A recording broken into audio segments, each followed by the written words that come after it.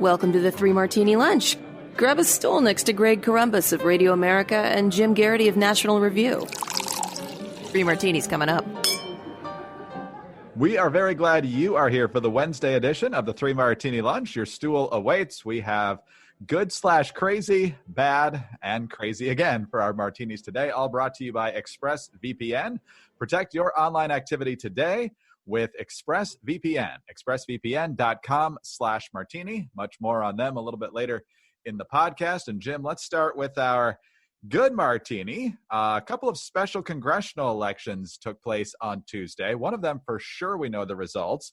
Not a surprise, in Wisconsin's 7th Congressional District, where Sean Duffy resigned a couple months back. The Republican won that race quite handily. Tom Tiffany, 57% of the vote compared to 43% of the vote for Democrat Tricia Zunker. Out in California, the 25th District, it's the race to replace Katie Hill. Yes, you remember Katie Hill of thruple fame.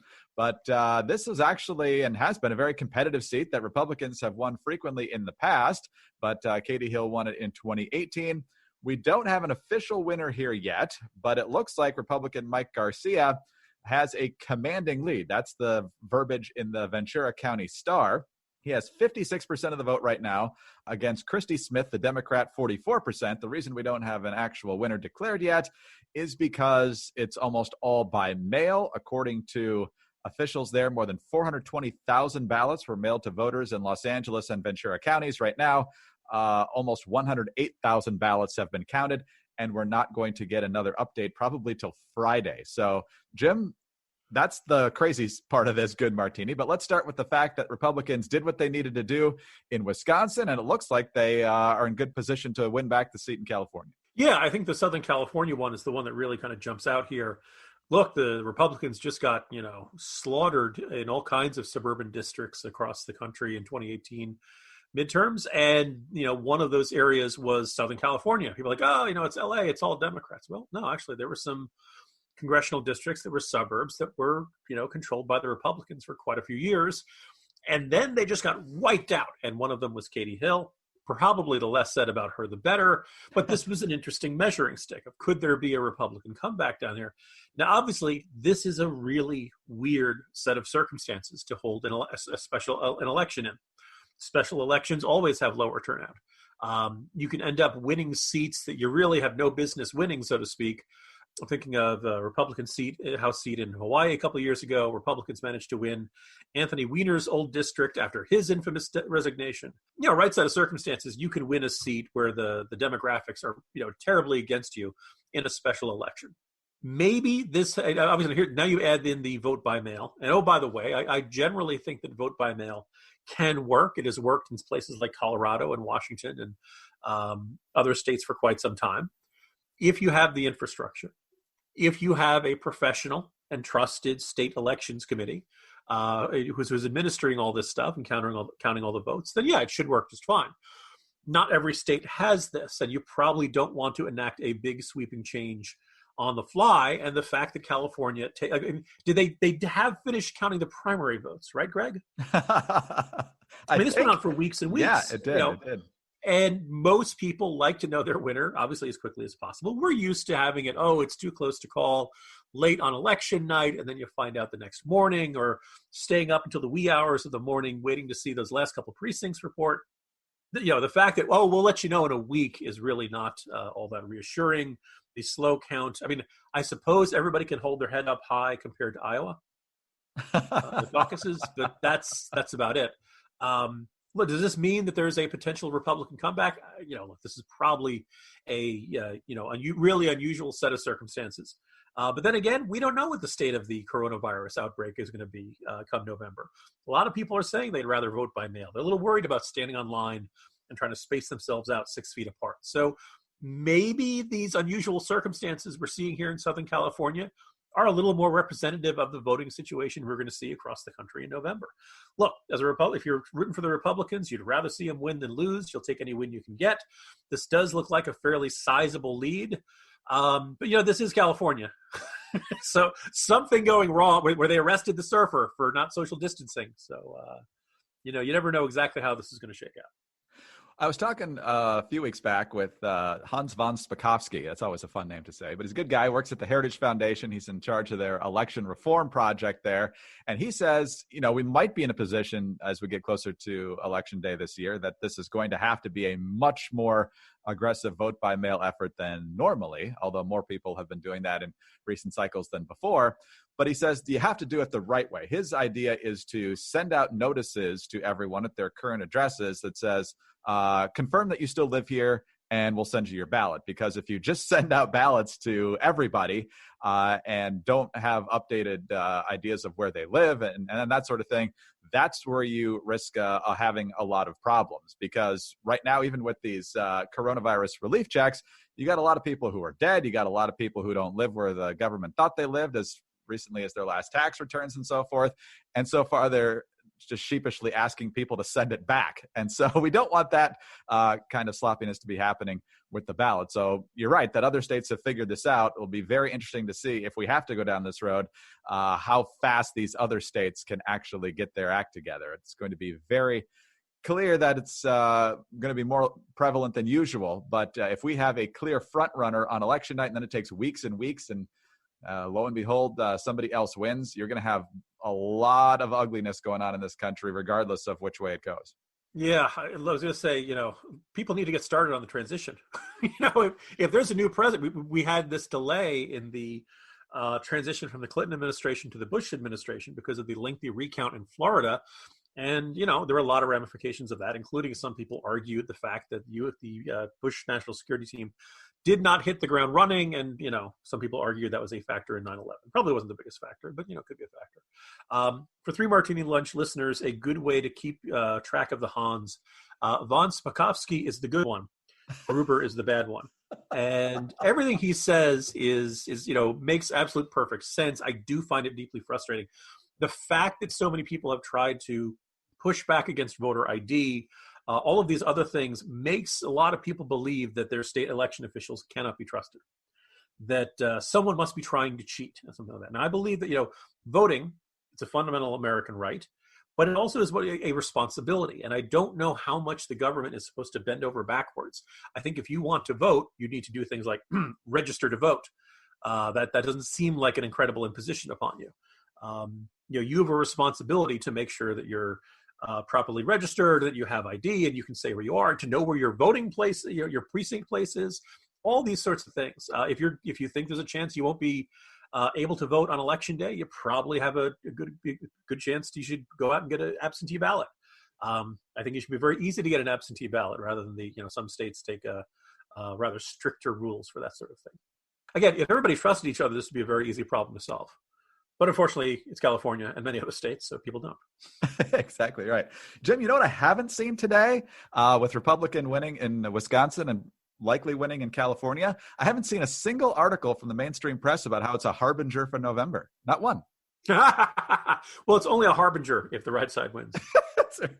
That's special election. Nobody's paying attention. Anyway, let's talk about ExpressVPN because we're going to be talking about LA County again and how folks there are going to be staying home for a while. So if you've been stuck at home these days, which all of us have, you probably don't think much about internet privacy on your own home network. You just fire up incognito mode on the browser and no one can see what you're doing, right? Including your internet service provider? Wrong. Even in incognito mode, your online activity can be traced.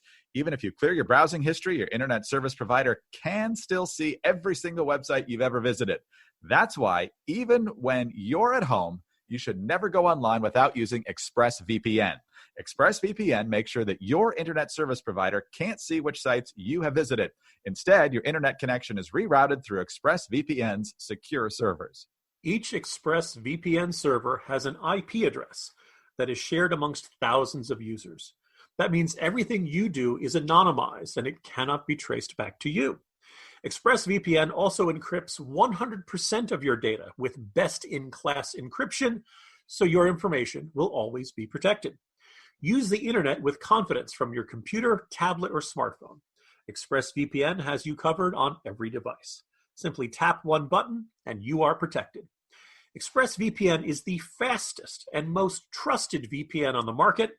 It is rated #1 by CNET, Wired, The Verge, and countless more. So protect your online activity today with the VPN that you can trust to secure your privacy. Visit our special link at expressvpn.com/martini, and you can get an extra 3 months free when you get a 1-year package. That's expressvpn.com/martini. expressvpn.com/martini to learn more. All right, Jim, we teased Los Angeles County news, and we are going to deliver. It's not just election news today from Southern California. Yesterday, this news broke. This is ABC 7, KABC in Los Angeles. Los Angeles County officials are recommending that the stay-at-home order be extended for the next 3 months as the region continues efforts to reduce the spread of the coronavirus. At a Board of Supervisors meeting on Tuesday, County Public Health Director Dr. Barbara Ferrer said the order will, quote, with all certainty, unquote, be extended unless there is, quote, a dramatic change to the virus and tools at hand.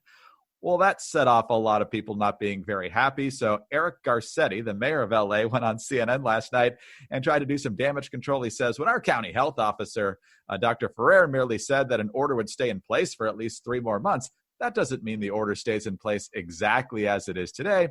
It's just a reminder of how delicate and fragile this time is, but do not freak out when you hear a scientist say that it's still going to be here and we're still going to be living under health orders. So, Jim, I'm sure LA is not going to be the only area suggesting such a thing, but I remember when Ralph Northam said it's going to be at least June back in March, and we didn't like it very much, and that was before we were hunkered down for 2 months already. So what do you make of LA's actions here?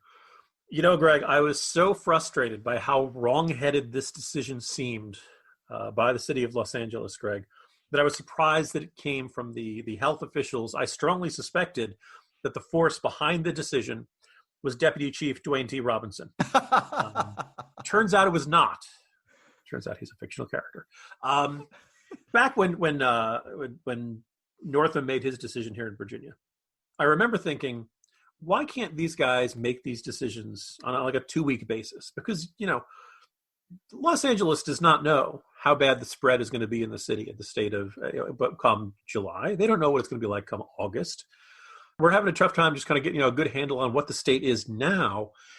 Why not at least say, we're going to make this based on decisions, and we're going to make this we're going to make this decision based upon the data that we see. We're open to a sooner opening. At least leave some caveats, leave some room for this improving. It's been frustrating because you see some of these government officials, people's willingness to follow these orders and people's, let's just say, their ability to function under these orders is going to be at a different state in week 9, which we are now in the middle of, than it was in week 1 or week 2. I sometimes get the feeling that the people who are making these decisions, Greg, are basing them on some sort of like computer simulation of a human being instead of the way actual human beings are and what human beings actually need. It's not like the city of Los Angeles is completely unheard of, say, mass disruptions and disobedience to police actions and law enforcement.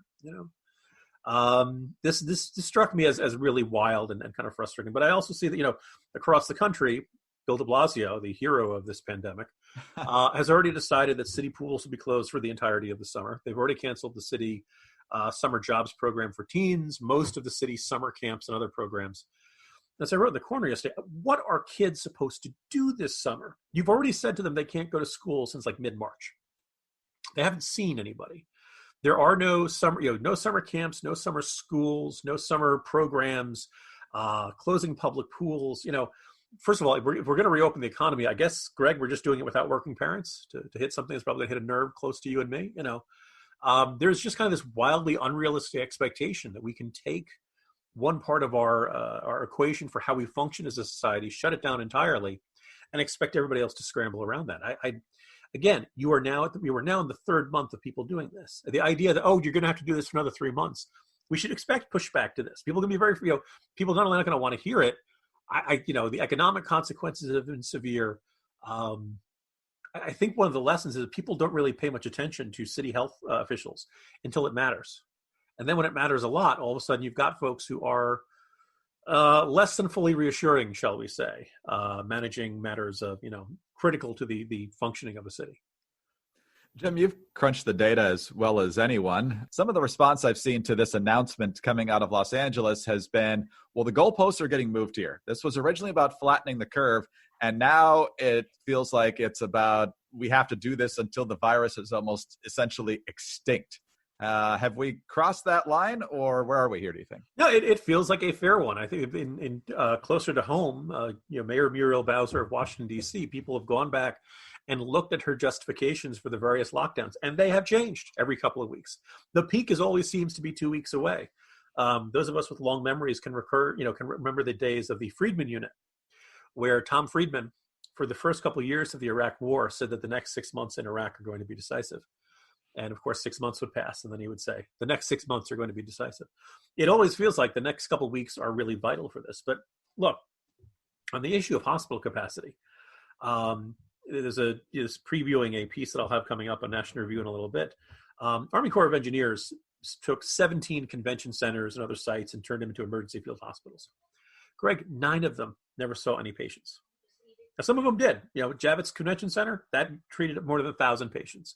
Other ones were like in double digits, and you probably remember a great deal of discussion about the U.S. Naval Ship Comfort up in New York City, U.S. Naval Ship Mercy. The Mercy shut down, or it has left, is shut down for Los Angeles. They treated 77 patients over a 6-week period. By and large, the city's hospitals, or the country's hospitals, had the space for this. There are a couple of places where it got really bad. New York City, Detroit, Prince George's County. And in those cases, they had to move patients around. But by and large, if the argument was we don't want the hospitals to get deluged, mission accomplished. And now the question is, all right, how much can we safely reopen society? And when you change the standards and you say, oh, no, we need declining days of this many consecutive days. Greg, I can't tell you how many times I've screamed at my television or at my website because I scream. Because they would say, there's some ominous numbers as the number of positive cases in the state of Virginia are going up. Yes, because we're doing more testing, right? The media, by treating an increasing number of cases, when you do an increasing number of testing, ends up creating this giant disincentive to do more testing because it's automatically believed, well, if you're detecting more positive cases, you must be in terrible shape. You must be doing something wrong. Quick, batten down the hatches. Everybody go back into their homes. We've been hearing, we need more testing, we need more testing, we need more testing for weeks and months now. We're getting it. The rate of testing is increasing dramatically. And then all of a sudden they're treating this idea that, we've now created this, seeing more positive cases must be a crisis. We'll have to react very strongly. I did a unusual step of critiquing a good friend of mine who had seen a headline, shared it on Facebook about the case situation here in Virginia, and he fumed about it. He says, God, people are so stupid. And you look at the article.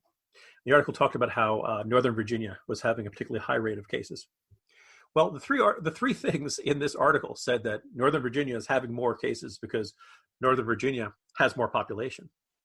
Greg, did you know that Fairfax County has twice as many cases as the next highest county? The reason for that is because we have the more than twice as many people as any other county. So we should not be surprised to have more.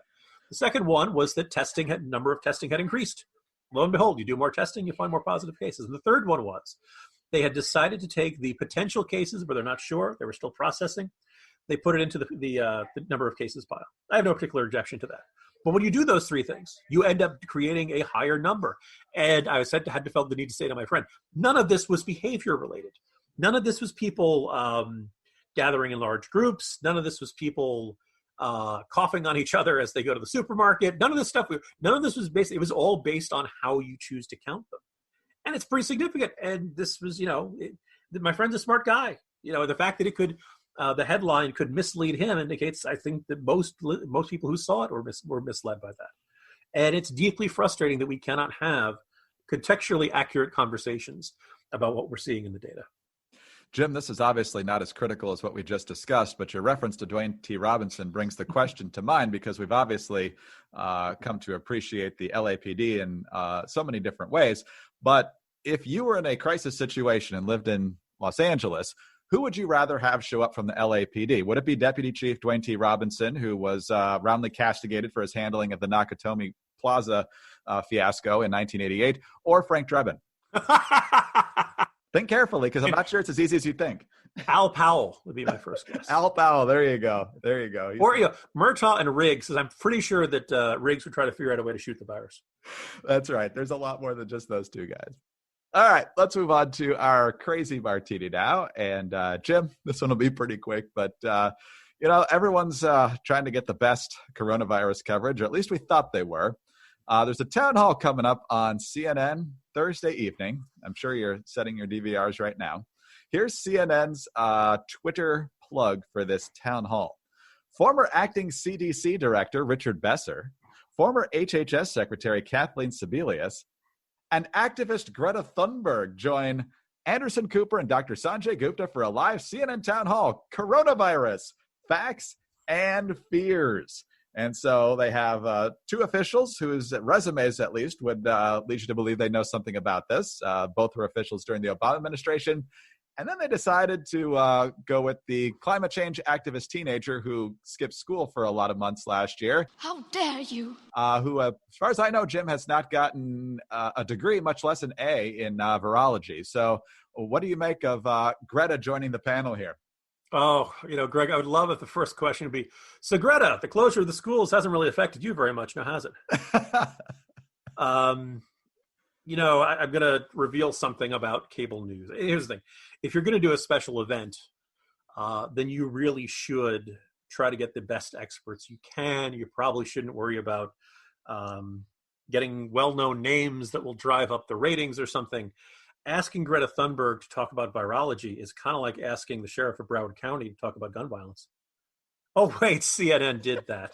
But see, the thing that kind of jumps out here is that Greta Thunberg, even if you accept her as an expert on climate change, which she really isn't, she's an impassioned activist about climate change. And some of us have pointed out that, there are certain indications the people who are supposed to be taking care of Greta Thunberg are not doing a good job of taking care of Greta Thunberg, that they're not putting her interests first, that they're not trying to figure out what is best for her, that they're eager to exploit her as something of an activist celebrity that's good to put on television. But even putting all of that aside, she's a climate change activist. Is climate change a factor in this virus? Not really. You could make an argument that the search for resources sends humanity deeper into the wild parts of the world, and that is makes us more likely to encounter new species like bats and pangolins, and puts it at greater risk of encountering a new virus. But really, this is not a climate change story. In fact, if anything, it's drastically reducing the carbon emissions going on around the world right now. But the idea is, that's a science issue. And virology and coronavirus is a science issue. So Greta must be exactly the right person you should ask about this. That's not how it works. And to give you a sense, so I'm invited to do a lot less cable news than I used to. But there was a time at CNN, we used to have me on Sunday nights with John Aravosis. I was the right of center guy. He was a left of center guy. Generally, they did a pretty good job of giving us the topics that we were going to be talking about. Not the questions, but just, know what we should be prepared to talk about. And I remember one time, out of the blue, Rick Sanchez, no longer with the network, and in fact, nobody's heard from him for a good long time. Sanchez, at the end of the segment, we had a few, 1 or 2 minutes left, and he decided to ask about Arlen Specter, who wanted to investigate Inflategate, I think it was, or so. It was something involving the Patriots and Belichick. Because, the Patriots and Belichick are the root of all evil in the universe. And this was not on our preparation list. This was not something any producers, anybody, it just kind of popped into Rick Sanchez's head, and he wanted to talk about this. Listeners to this podcast know I follow football. I was up to speed on the story and could at least give 1 or 2 pithy comments about this. John Aravosis, my impression is he was not a football fan and had no idea what this was going on. You don't bring on John, I'm on good terms, or at least I was on good terms with John Aravosis. If you're talking political stuff, he's probably as good as you're going to find in terms of a lefty talking head. He wasn't following the football stuff, and it was kind of unfair to him. But this is how cable news operates. Well, if you're there, the old joke about calling these people talking heads. You need to have a head, and you need to be able to talk, and that's the qualifications you need for this. So the idea of Greta, she'll do. Let's have her ask her a bunch of questions about virology.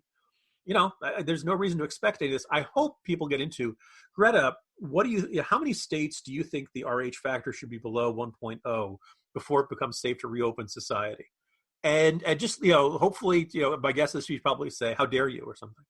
Coronavirus, you have stolen my April and my May.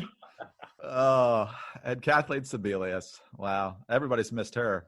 I mean, maybe she could build a website to help us figure this out. I hope she joins from Atlanta because I'm pretty sure the area code down there is 404, which is, I think. Jim, it's never dull. See you tomorrow. See you tomorrow, Greg. Jim Garrity, National Review. I'm Greg Corombos of Radio America. Thanks for being with us today. Don't forget our wonderful sponsors over at ExpressVPN, expressvpn.com/martini. Please subscribe to the podcast. Leave us a kind review with 5 stars. Get us on those home devices. All you have to say is play 3 Martini Lunch podcast. And please join us again on Thursday for your next 3 Martini Lunch.